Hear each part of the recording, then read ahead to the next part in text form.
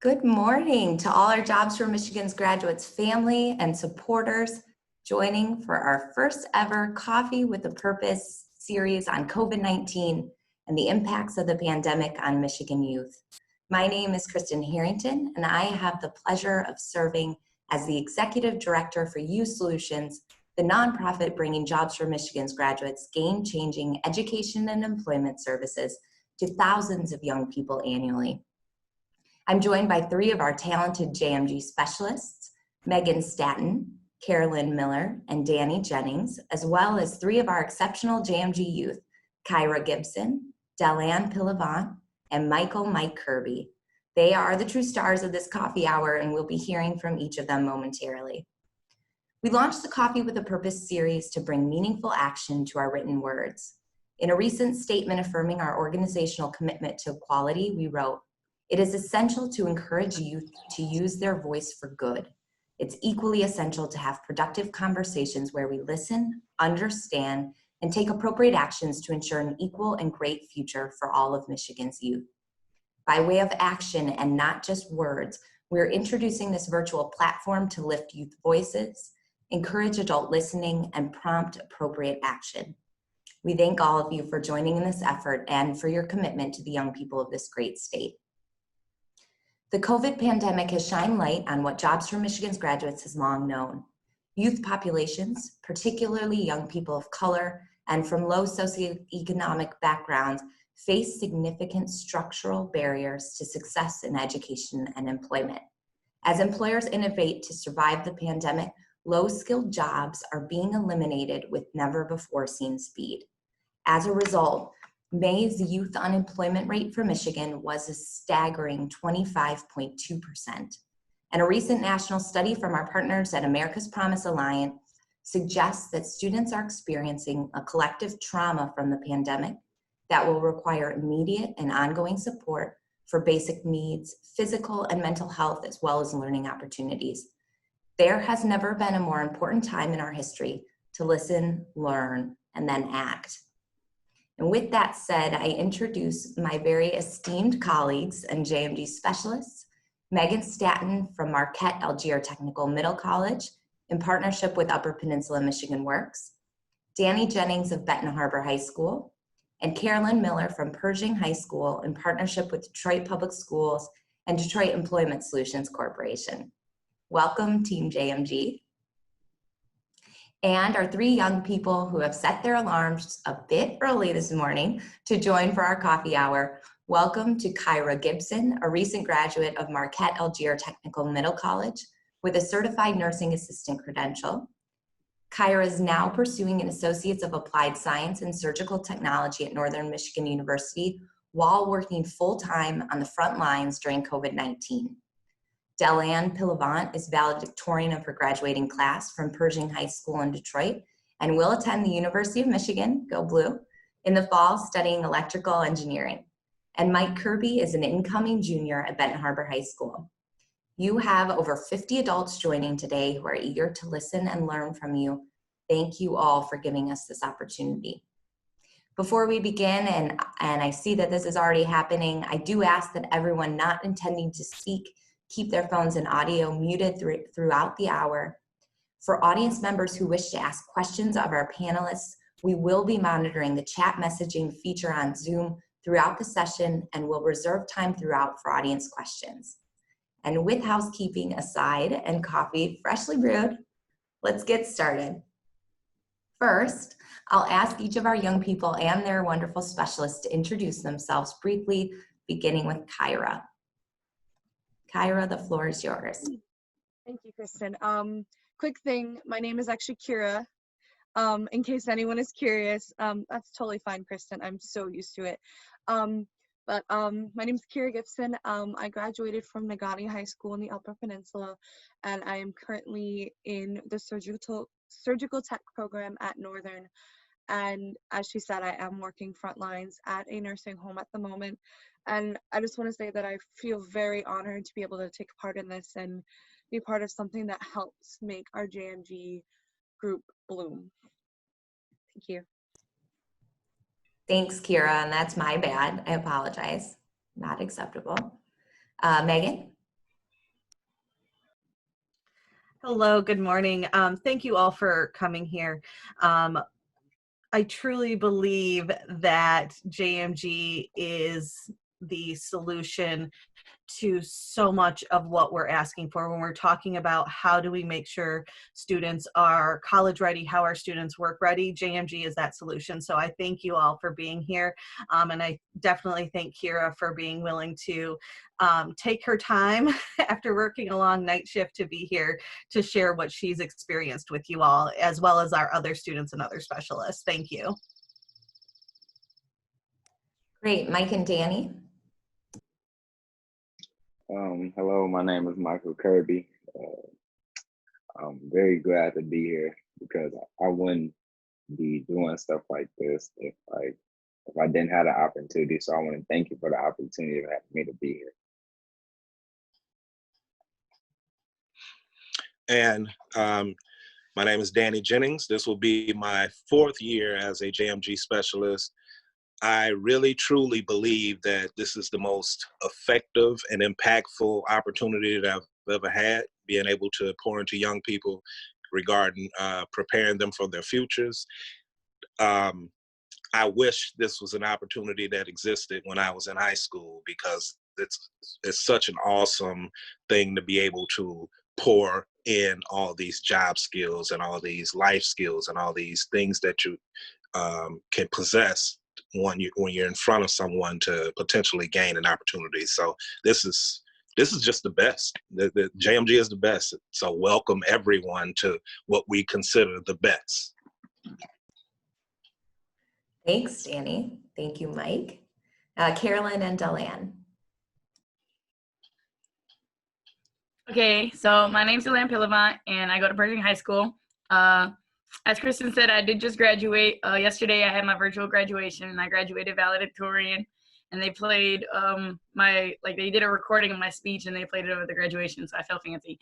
But so yeah, I'm planning on going to Michigan for electrical engineering, and I'm really excited to be here because I know it's important to have youth. If you guys want to hear from the youth, it's important to ask from the youth. And I was really excited when Miss Miller asked me. She was like, "Hey, you want to do this coffee Zoom meeting thing?" And I was like, "Heck yeah!" So now I'm here, and I'm happy to be here. So morning, everybody. Unmuting.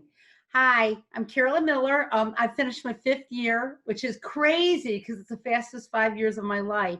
Best job. I can get weepy. So I did get to see the kids a couple days ago, and they're what this job is all about. And the Mr. Matthews had said at the beginning of the graduation ceremony, make sure you reach out to Mrs. Miller, your JAG specialist, which was great, even though they're not all my JAG kids, but most of them are. And knowing that they call me, knowing that when they call them, they pick up the phone, knowing that we have that relationship. Everything that Danny and Megan said is true. And the biggest thing, the word that means most to me is relationship building, because they know that we mean what we say. They know that if they call us, we'll really pick up. They know we'll do what we can. And for them, for a lot of the kids, it's the first time they've had a relationship where somebody's really means what they say. Horton hears a who. I say what I mean, and I mean what I say. So I'm done. Thank you, ladies. And just a note on acronyms, JAG is Jobs for America's Graduates, our national affiliate organization, and then JMG is Jobs for Michigan's Graduates, of course, one of the focuses of this call. The other focus of today's coffee chat is around the impact of COVID-19 on the young people of Michigan. And we know that the full impacts of COVID on education and employment are not fully known yet. As I mentioned earlier, COVID has eliminated some low-skilled jobs while increasing the need for other low-skilled jobs that may not have career advancement opportunities. Post-secondary education is increasingly important to be ready and qualified to fill the jobs that exist post-COVID. Today, we'll explore these challenges, impacts, and changes occurring for our youth during this crisis. Just a final plug and reminder, I already see that one person has used it. Feel free to use our chat function throughout the session. Will be monitored, and we'll happily incorporate your questions in. So my first question is to all of our panelists. COVID has changed everyone's lives. What were the biggest impacts it had on you? and how are you working through the challenges? And I'd ask Danny and Mike to get us started, please. I'm a student athlete and the president of the class 22 at Ben Harbor. So the biggest impacts haven't been being able to play baseball at school and help plan stuff like with my, I could say, colleague. But the way I work through these challenges, by being more active on social media, and when my classmates like need my help or something, then I help them. But I've been able to attend workouts like with my teammates, so I kind of been getting through the challenges of not being able to see people or work out or get ready for the oncoming sport that I'm going to play. All right, and I'll kind of piggyback off that what Mike delivered us. As a baseball coach and as a JMG specialist and as an extrovert in my own right, being home during the spring was definitely different.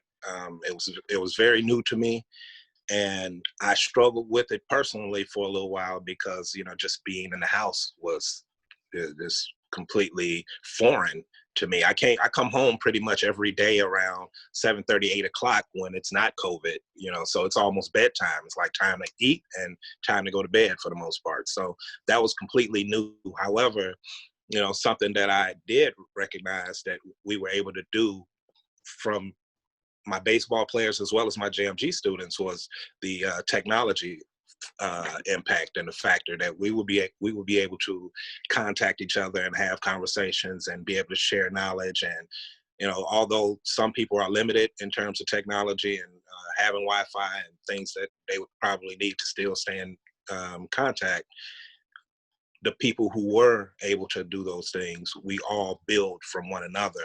And I think that skills were built, because now all of a sudden you're on 2 or 3 Zoom conversations per week, or you have some form of video chat, and you have to forward so much through email. And now all of a sudden, these cover letters and resumes become a little easier because now you're just doing them because this is one of the few things that we are able to do during this pandemic. But it had a huge impact, and there were some positives.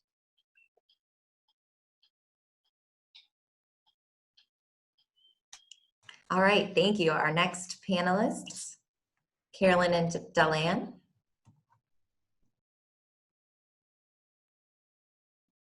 I guess I'll go.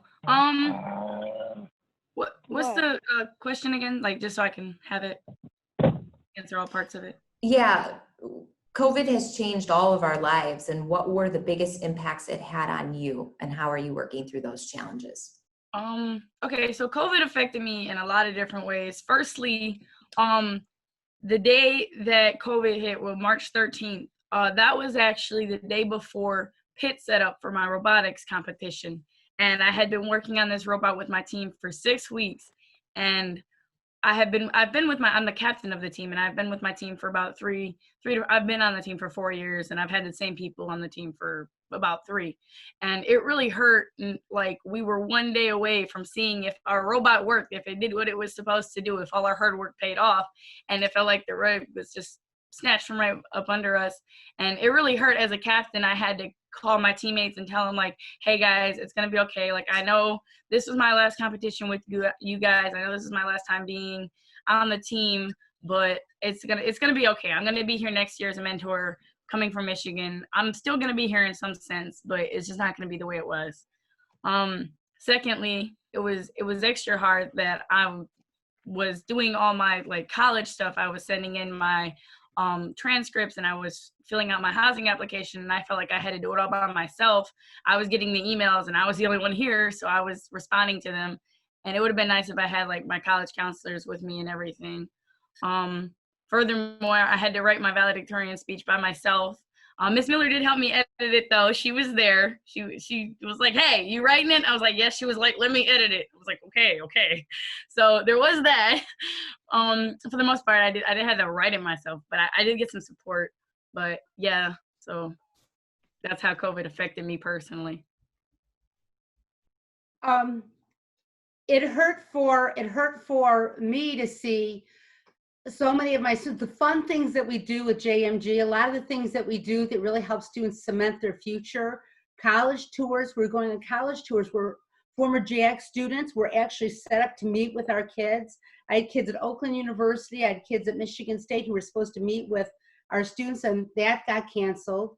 We were supposed to have our career conference, and legislative day we got snowed out of. And then we were supposed to have this construction day where we go and the students get to see like all the different construction jobs, and they get to play on the big rigs and stuff, and just stopping all of that and then having it become a lot of one-on-one conversations, because a lot of our students weren't prepared at the beginning. They didn't have laptops. Not all of them had working phones. You can always get a hold of them on Facebook Messenger or Snapchat or things like that, because those just need Wi-Fi. But not all of them had working telephones. So figuring out what was best for 97 kids, plus your follow-ups and stuff was very fun, different, challenging, character building.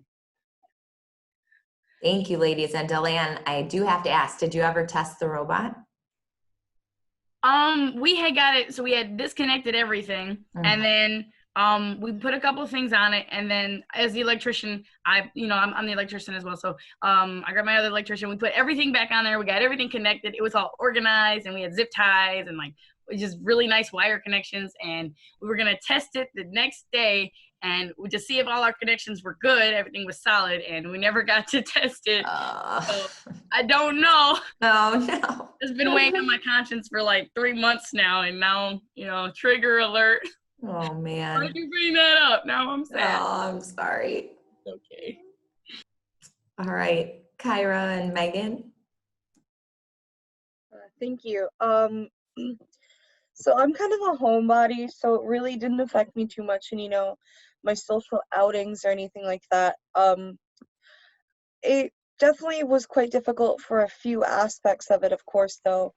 I really wasn't too much into high school, so and I graduated the year before, so I didn't really have any quarrels with that like most people would for leaving, but it was definitely hard for me to have to deal with, I was working with all of my previous graduates for JMG, and I spent so much time with them, studying for exams and stuff, or just like having coffee or dinner with them and talking about how horrible class was that week, or crying over exams because they were horrible. Everyone who says high school exams are bad, you need to take college exams. So it was definitely horrible for that kind of aspect, and I think the most thing I had to adapt to was for work, my self-conscious for all of that stuff, because originally I am very sterile and stuff being in the facility, but then I had to be careful outside as well, because anything I did outside could potentially affect my residents inside, and that was just a terrifying aspect. You go to the store and think, what if I'm bringing something back to these people, and that was just the scariest part of COVID, is not me getting affected, it's me affecting others.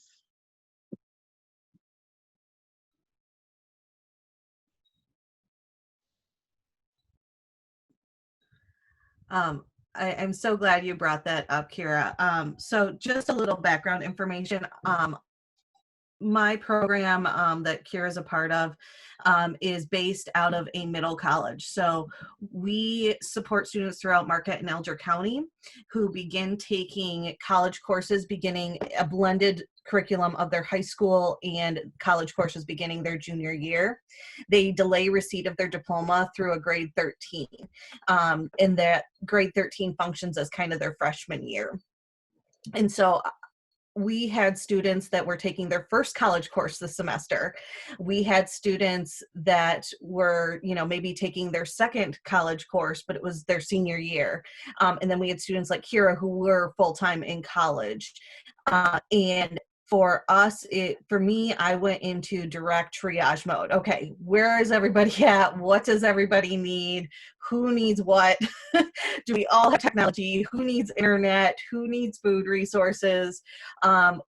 What's happening at home? Do any of your adults at home need any help with anything going on that way? And that's basically how I functioned for the first month and more, was just triaging every single day, going, okay, who needs what, when, why, how are we doing this? Some students just did not transition well to online learning. It was really hard, but because of the skills that we've been working on, they were able to recognize that and reach out for help. And so while it was a challenge to adapt and move, our students were able to do that. And so that was towards the end of the semester, really seeing that hard work and that adaptability come through has been one of my proudest moments for them, is just seeing how great they did despite all these challenges. Thanks, ladies. And Kyra, I commend you for your thoughtfulness in being mindful of your residents. That is succeeding in life in so many ways in alignment with our mission. So thank you for sharing that. Megan just highlighted a number of barriers that the young people, not necessarily Kyra, but the young people she was serving faced throughout COVID, particularly at the start of the pandemic. And I would ask to each of our youth participating today, are there any new barriers that you're now facing as a result of this pandemic that maybe you had not anticipated? And we can start with Mike again, or Delanne. I'll leave it up to you. I really don't have any new barrier that I have to face. Everything is really still the same. It's just that, you know, we can't really go anywhere. But I can say a new barrier that I can face is not being in shape for the next season, or not being ready, or just not, pretty much just not doing nothing in general. Because if I'm sitting at home all day and not really doing nothing, then I won't be ready for the next season. So pretty much all my challenges could just be wrapped around like sports wise. That's it. Hey, Mike, I know in some of the pre-conversations you mentioned the shift to online learning was initially a challenge. Can you speak to that just a bit? Because at first, we did a little bit of online learning, but it wasn't nothing but I'll upload this assignment to Google Classroom, then you look at it, stuff like that. But we changed all the way to full lessons being on the computer. So it would just be like, it wasn't hard for everyone to do it, but I could see some people not being able to do it because they didn't have the resources needed to do the work. But for me, it was kind of a challenge because I'd be ready like, oh, you just post an assignment. Now I got to read the whole lesson while I'm off at home, because usually at home I don't feel like doing anything, but you just assign the whole lesson. So let me read the lesson, look at the video, or whatever I got to do to get this assignment done. Thank you. Delanne?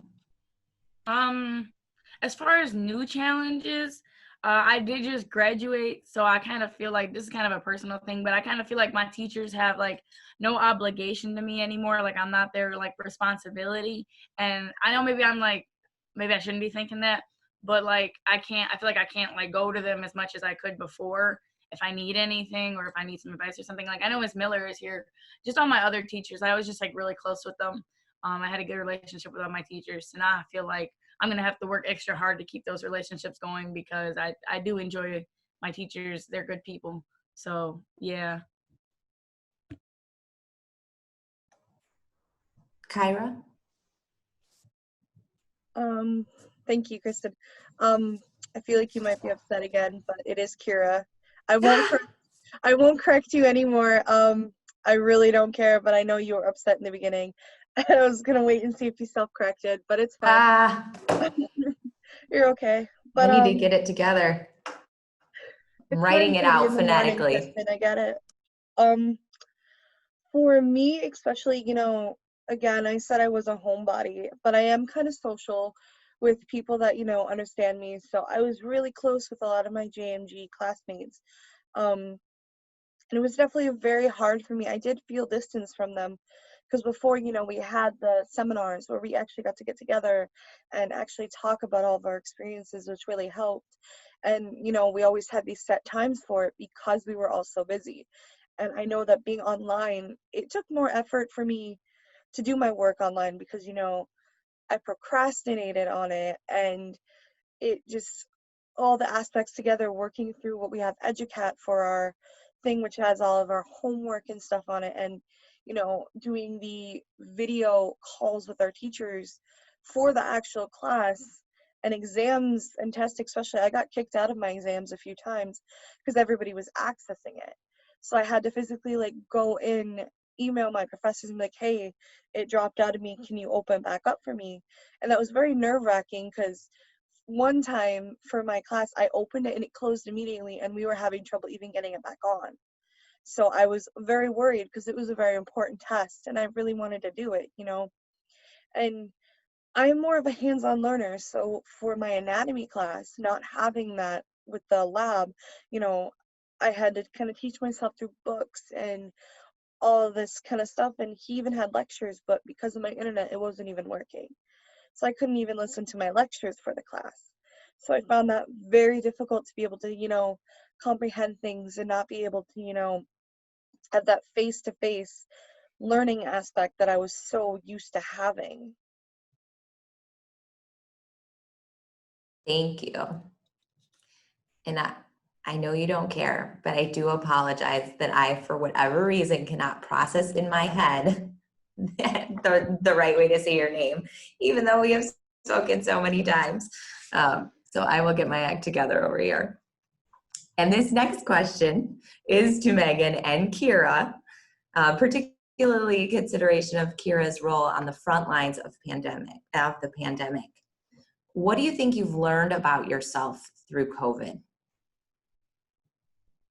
I always used to think I was sort of a pessimist about things, because I've had a lot of hardships for just being, 18 years old and having to go through so many things with my health problems, surgeries and hospital visits and stuff like that. But I think I learned I'm more positive than I thought I was. Because when you have a choice to be negative or positive, with my residents, I always chose to be positive. I always tried to look on the bright side. I had so many family members that were trying to, get through and talk to their family, and we were going through all of these things with the internet, and we had these things set up, and a lot of our residents didn't understand because we have so many with high levels of dementia. They just didn't understand, why can't I see my family? And you have to just figure out how to talk with that resident. Can they handle a pandemic? Should you just say they're coming tomorrow? And some of them knew everything that was happening, but just wanted to see their family, and they were very worried. I have one resident who was worried about her granddaughter. She's pregnant and she's working on the front lines, and she was almost in tears talking about it. And I just had to sit there with that resident and tell him everything's going to be okay. For being in healthcare, we're trained for this kind of thing, to be positive. And it's just, I learned about myself specifically that if I can make somebody else feel better, then I'm going to try whatever I can to make that person feel better. Thank you. Megan, would you add anything on what you've learned, even about Kira during this time? And that's exactly where I was going to take that. So you read my mind. So, I met Kira as a sophomore, and seeing her transition, I always saw a spark and a light in her, and I don't think she saw that in herself, but I think through this challenge she's been able to see herself through that lens. And so for that, I'm really proud of her for that, to be able to recognize that I can do this hard stuff and I can work through this hard stuff. And even if the outcome isn't great, there's going to be a plan B, and that's okay. And I'll work through that. And that's been the most impressive thing that I've seen from Kira, and seeing her accomplish that and get to that point. Because as we know, I'm still working on that. So many of us are still working on that. So for her to be able to accept the challenges, roll with the punches, and still keep that positive attitude, that's just fabulous. And Kira, you were recently honored with an award that was pretty significant, at least from our standpoint. Do you want to just tell us about that very briefly? So actually, I was awarded with 2 awards. We had this amazing, exceptional student named Cody Reverd. I hope that's how I'm pronouncing his last name. He had a learning disability, and he was one of our first JMG graduates. And he just showed this amazing ability, to work through all these problems as well. And unfortunately, a few years ago, he passed away due to, I believe it was an automobile accident. It was a very sad thing to hear. So JMG has this award called the Cody Reverd Award. And I was actually lucky enough to receive that award. And again, like Megan said, I'm not used to putting praise on myself. I was not expecting it. And according to everyone else, they said they knew from the beginning I was going to get it. And I really didn't see that. But the other award was the JMG Michigan Student of the Year Award. And I also was not expecting that. I was thrown off when I was mentioned that I was nominated. And thanks to Megan and Kristen and a lot of other people, they had a meeting set for me at 9 o'clock in the morning. I'm not a morning person. My mom had to actually wake me up because I forgot about it, and I forgot to set my alarm for it because I just got off, I think it was a midnight shift. So I just got home at like 7 o'clock or something like that. And I was just zonked out, and I came on, my hair was a mess, I didn't have my glasses on, I couldn't see, and there's just a whole variety of people going, surprise, congratulations, and it just really threw me off. I still want to say thank you guys so much for receiving these awards. I'm still thrown off, and I can't get the words, to express how thankful I am for it. But I will admit I have had some hardships. I don't like to admit that because I don't like to show weakness. But it's very important to, have these histories, because that's how you build yourself up, and that's how you find out who you truly are, and I'm apparently just the person who doesn't want to give up. I mean, even now, recently, a few weeks ago, somebody hit my car, and I was in a car accident, and it totaled my car. So I've also had to function with, asking for help as well, because I don't like to ask for help. I'm having my friends help me get to work, to and from, and I'm borrowing cars because I still don't have one yet. So it's kind of like, it's more of a learning process, learning how to ask for help when you need it as well. And I've kind of just realized no matter how ready you think you are, life is just going to throw something at you, and you need to adapt, and you need to figure out what you can do to benefit both yourself and for others. And I think that resilience that you repeatedly display, the optimism that's perhaps a bit more newfound in light of COVID, are some of the reasons that you were selected amongst over 3,000 people across our state for that really prestigious award. So we were honored to surprise you. Felt bad that it was that early and you were coming off of the night shift, but it was a good moment. And I'm just going to throw in really quick, I was not the only recipient of that award. I was also, amazingly, I got to have another person, I'm blanking on the name, I feel so bad, but that person also won the award, and they deserved it so wholeheartedly. I'm very proud of them as well. Absolutely, and that was Cheyenne from the Kalamazoo area. The next question is to Danny and Mike. Taking into account both the COVID pandemic and the more recent racial equity protests and growing influence of the Black Lives Matter movement, have your concerns changed regarding your physical and emotional health and that of your family or community? I could say physical and emotional health can go hand in hand. There's always been a there's always been a heightened concern for my physical and emotional health.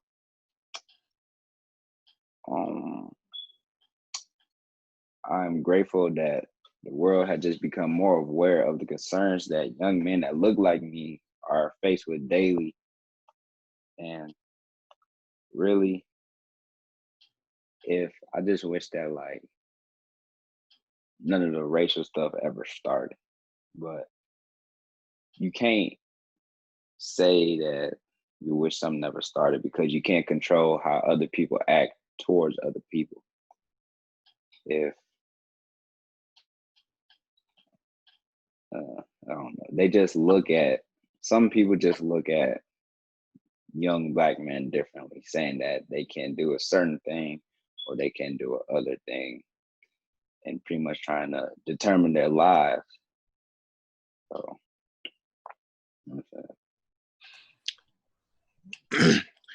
All right, and once again, I get the opportunity to piggyback off my our baby of the segment, because you're the youngest here, Mike, as an incoming junior.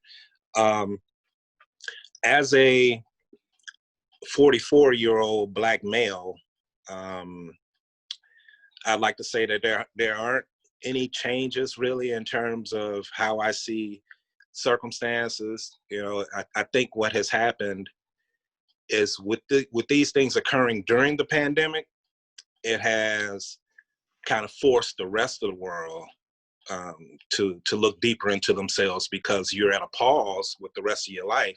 So now you have more time or more opportunity on your hands to kind of gaze and be more intentional in terms of looking at yourself, looking at circumstances, looking at systems, looking at opportunities, and more people now are kind of on board because you've kind of had the luxury to ignore things because it didn't impact you directly. However, with things being the way they are during this time of crisis, it's like, you know, we have to see all these updates, and we're online, and, you know, you're seeing the news and you're hearing these stories. So it's like, man, you know what, let's pay more attention to this. So that's why I think that it has become more widely discussed. You know, and fortunately in this situation, being a JMG instructor, I want to actually encourage the rest of our instructors here, because I do believe I'm the only Black instructor on this panel right now, but I would like to encourage you to always add that in some shape or form in your lessons and the way you address your students, if you have students of color in your classrooms, because I think that we're doing our students a disservice if we mislead them, because I truly believe it's misleading to prepare them as if everything is equal. I like to always discuss one thing that we discuss every year is we talk about Black Wall Street from Tulsa, Oklahoma, in the Greenwood area. Mike knows that, I'm sure, because there's been 2 years that he's been in our class.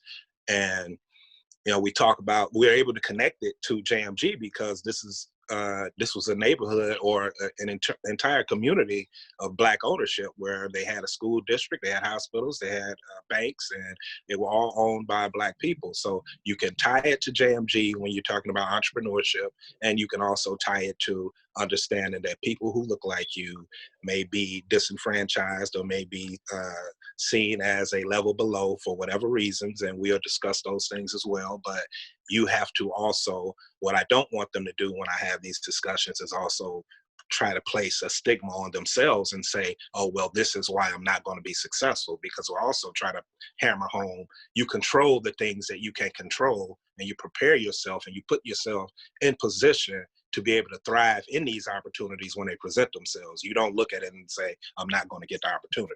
But you make people aware of circumstances in real life, and that way you're not hit as hard when things come your way that you have to wiggle around or figure out how to navigate the process. And Mike, just a follow-up question. You had said some people just look at young Black people differently. What message would you share to people in general, or the people who might be the intended recipients of a statement like that? I could tell them just stay strong and try not to let people get to you off what they could say to you or what you could see on TV or the internet or what people can just do in general to try to bring you down. Just don't listen to them and try to stay strong. I wanted to just because Danny, what you said is really profound to me because I do teach at Pershing High School in Detroit, and I live in Redford and I teach in Detroit, so I'm not far off of Detroit anyways, but our principal talked about that because our population is primarily Black youth. So he did talk to them about, we had a really good speaker too, talking about Black Lives Matter, talking about this generation and what differences they're experiencing, what differences they can make happen.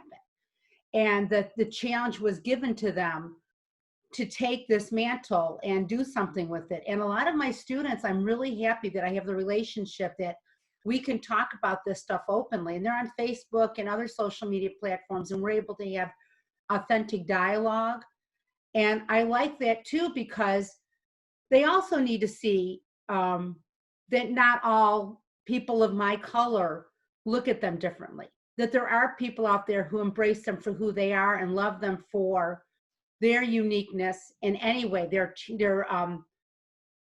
all their special talents and skills that they bring to the table. And so that's also good for them to know, is that there are going to be people who value them and don't look at them differently. And they don't need to feel like everybody who looks like me looking at them sees anything but a wonderful person, Yes. Yeah, no, I like that. And I want to just add to that. I really appreciate you mentioning the seeing them and their uniqueness and embracing that, because oftentimes, and I want to make sure I make this kind of an announcement to help everyone, people who say they don't see that uniqueness, or people who say I don't see color, that's an offensive way to address it, because we want you to see our color. We want you to see our uniqueness. We want you to recognize that we are different in that regard, because if you don't see that, you don't understand what it's like to have to navigate this as a Black person or someone who is going through these tribulations due to this oppression. So I appreciate you identifying it and not necessarily trying to disregard it, because we're all the same. I want to add on to what you guys are saying, because yes, those are Miss Miller students, but those are also my classmates. Those are my friends. Those are my softball sisters, my robotics brothers and sisters. Those are my people. Like, I've grown up with them. Since 9th grade to 12th grade, I watched basically the same set of people grow up together. And for people to look at them and not see what I see, like, you don't see that this person can do this or this. Like, I've been in class with this person for 4 years. This person is smart. This person can do this, this, this, and this. I've recruited so many people on my robotics team and the softball team who said, like, well, most of the robotics team, like, oh, I don't think I'm smart enough to do that. And I'm like, why are you saying this? Because society says so, because you think that you can't. Like, if you don't bring yourself on my robotics team, and they try, and they're like, okay, I guess I'll try it out. And they try it out, and then they love it, and then we form this bond, and I'm like, yes, I did that. And it's just like, my sisters and my brothers are mixed, and it's like, it hurts my heart knowing that everything that is going on with the police brutality and everything that is going on, like, knowing that could happen to them, that really hurts me, because it's like, those I'm related to them, basically. Like, I feel a deep connection with them, and it really, like, I'm getting emotional, but it's like, my brothers in robotics and everything, the people I hang out in class the most, like, I see them when I see them. Like, when I see this stuff going on with police brutality and everything, I see them. I'm like, wow, like, that's my friend Derek. Wow, that's my friend Savion. Like, that really just happened. Like, that really hurts. And I think it's important that everything that is going on right now is going on. I think change needs to be made. In my speech, I said, this is the year of change, and we will be the ones doing it. And the world needs the class of 2020. It just doesn't know it yet. And that's exactly what it is. We are the ones who will be changing the world. We are the ones on the front lines with all these COVID jobs and the lesser jobs and everything. We are the ones who are going to these protests and everything. It's mostly younger people, and I think it's very important that all of this is happening. Some people might want to keep it taboo or say that like, oh, all lives matter, but like yes, all lives matter, but that's not what's important right now, you know? So it's just, yeah, it hurts my heart knowing that everything that is going on. And I think it's very important that change is made and that we continue to move in the direction we're moving. Wow. Man, Deland, is that how she says her name? You pronounce that it it? perfect. Yes, that's exactly how you pronounce it. Thank you. Deland, that was powerful. That was greatly appreciated. That was awesomely articulated. And I believe that I speak for anyone else who is on the other side. I think that we would welcome everything you had to address to us. So thank you. Yeah, to everyone, I would follow up. Sometimes I look at my small children, 5-month-old and a 2-year-old, and it's hard not to lose hope in the world. And Deland, getting choked up listening to you talk gives me a lot of hope for Absolutely. And so, if you don't mind, Kristen, can I please. give me about Yeah. all right, another probably a minute and a half. 2 things I want to say. One is when Deland mentioned about being pulled over and police brutality and things like that. As a Black man and I've been driving for about 30 years almost, being pulled over is one of the scariest moments in the lives of an African American. The first thing you do, you don't think about what you may have, what you may be going through, what may be going on illegal around you, or what mistake these policemen have made. The first thing you think about is who can see this right now. Am I in a neighborhood? Am I on a street where there's no witnesses? Immediately you start looking around to hope that someone else is in the presence. It doesn't matter. Like I don't have any drugs. I don't have any warrants. I don't have any weapons. Never. But I'm afraid for my life as soon as I see the lights come on behind me. So I don't know if everyone can equate that to their personal circumstances. And then the second thing I want to say, once again, commenting to something Deland said, I mean, your entire message was powerful. So I want to piggyback off that one more time. As a college student myself, I went to Kalamazoo Valley Community College, and coming from Benton Harbor High School, I always assumed that I was a less than. I was someone who wasn't as smart. I wasn't someone who was as gifted or talented or capable of being a scholar or being someone who can compete in the same realm as our counterparts. I was in a group assignment, and I'll make this very quick, and Mike has heard this story. I was in a group assignment. There was myself, 2 other white students, and an Asian student. 4 of us in a group assignment. Generally, when I was in a group, what I would do is do the less possible to ensure that I got the same grade that everyone got. If I need to be the recorder, I'll be the recorder. I'll be the person who just writes down everything that those other 3 says. But that's my part. I'm participating because I can't compete and I can't compare. But funny thing happened one assignment. It was a math assignment. All of us were struggling with, well, all of them were struggling with trying to come up with the answer because I wasn't trying to come up with the answer. However, once I saw that they couldn't get it together, in my mind, in my head, without using a pencil, I was able to come up with the answer, and they looked at me like I was crazy until it checked out.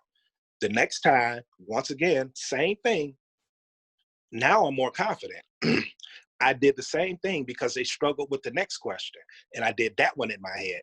And as clear as day right now, here in 2020, I can look back in 1997 and see the looks on the faces of the people in my group when I gave them the second answer.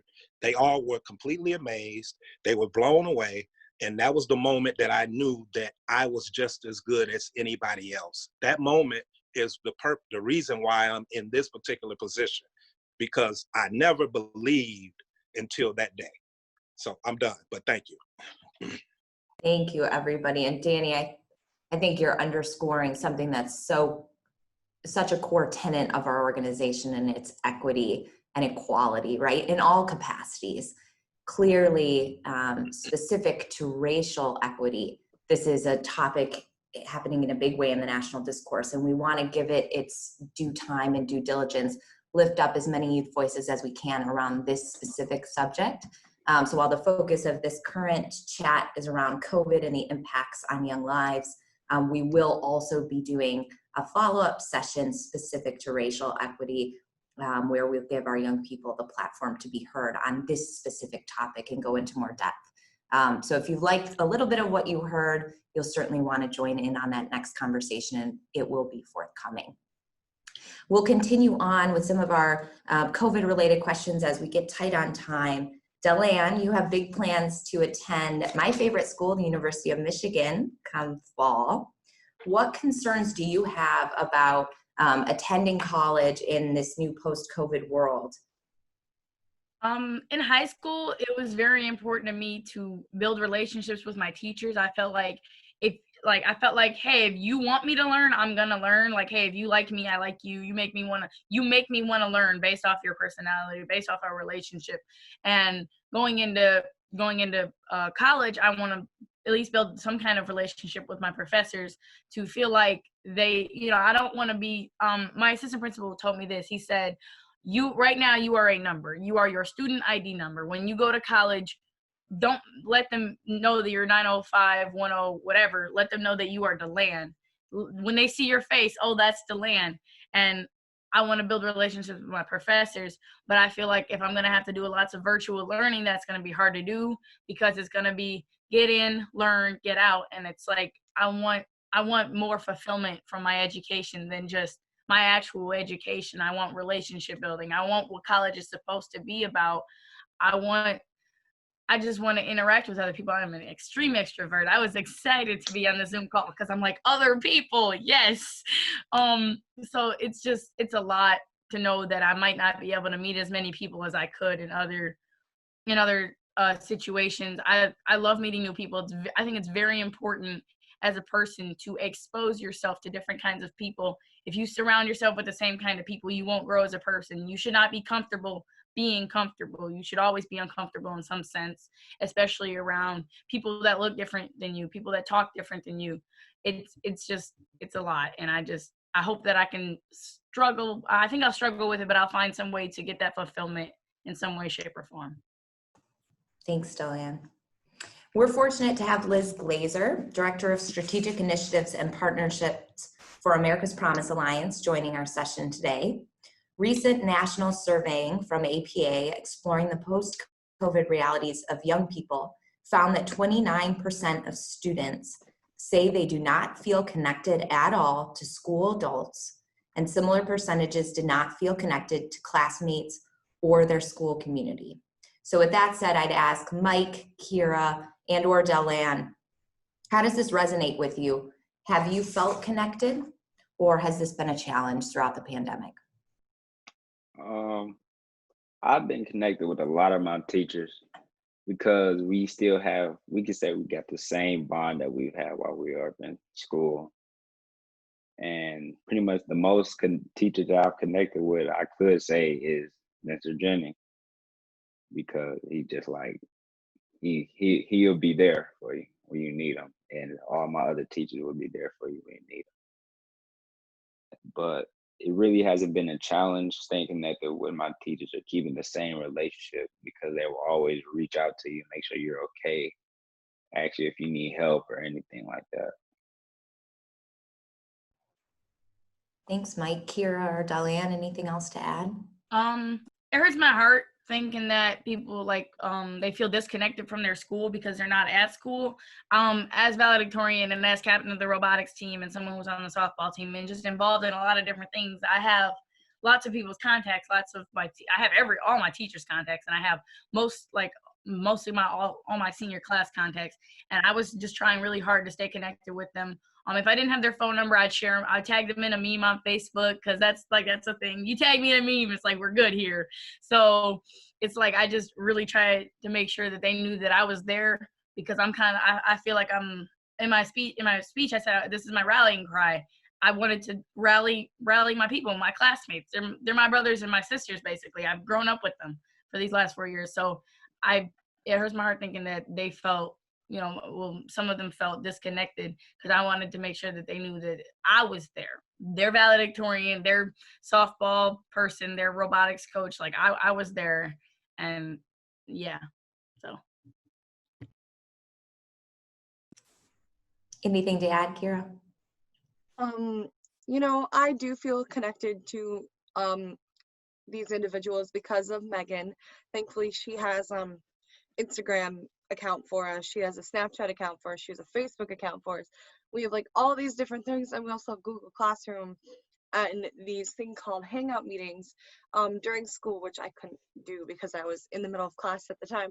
But it was just a way to keep connected, and that was one of our goals, is to have each other to talk to, and if you need help, or if you need just a shoulder to cry on. So even before the pandemic, as the president of my cohort, I worked towards making sure everybody was connected, and I ended up getting everyone's contact information, and I ended up compiling it together and putting in programs and schools and stuff like that, and making sure everybody knew, and I shared it out to the entire group. And having that, I was told by a few people that it really helped, and it made people less nervous about contacting others, because having to go through Megan and be like, hey, can I get this person's email, just seems kind of like, oh, am I bothering them? But knowing that this person willingly gave out this contact information, because we got permission, of course, but knowing we got actual permission from these people to get it, it just makes it so much easier, and not having to go through a second party just to get to that information is also very helpful, and it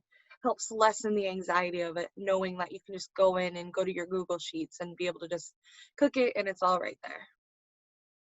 Thank you. And this final question is to all of our young people. What do adults really need to know about the impact that the COVID pandemic has had on the lives of young people, yours or your friends?